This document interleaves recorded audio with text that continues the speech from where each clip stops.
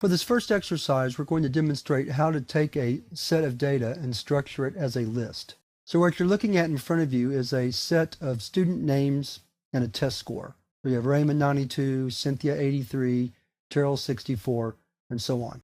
If this was an advanced exercise, we'd be looking at how to access this data from the file that it's stored in.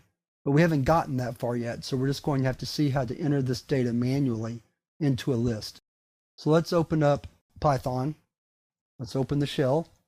And so what we want to do is we want to name this list something, so we'll call it grades. And what we're going to do is we're just going to take each name, store it as a string, and then store the test grade as a number or integer. Now what's important is you have to make sure that you do a couple of things. First, you have to make sure that each name is surrounded in quotes, either a single quote or a double quote. I'm using single quotes here. Then you also have to make sure that each grade is separated from a name by the comma. We'll have to continue this on the next line, and that's not a problem. Again, just making sure that we get our strings and our numbers correct and that commas separate each one. And there's our list.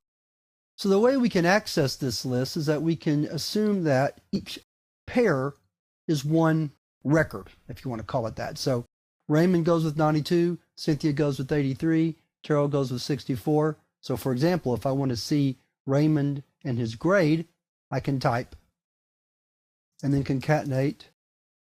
But I get an error. The error says, cannot concatenate string and int objects.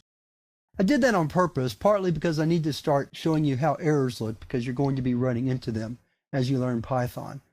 And second, I wanted to bring up a point that you cannot concatenate strings and ints.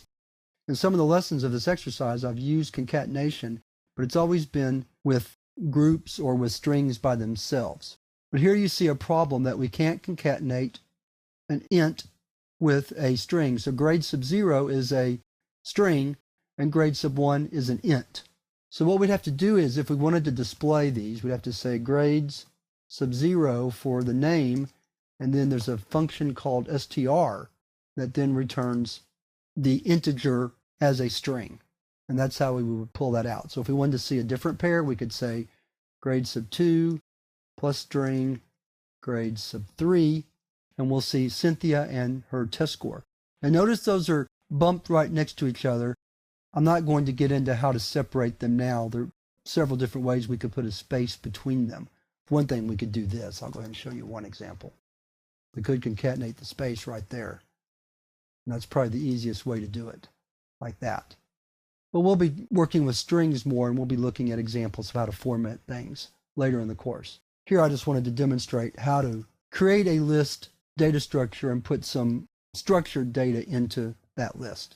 But having done that, we actually bring up a point that needs to be made, is that this data is actually better structured for a dictionary, because we have the name and a grade.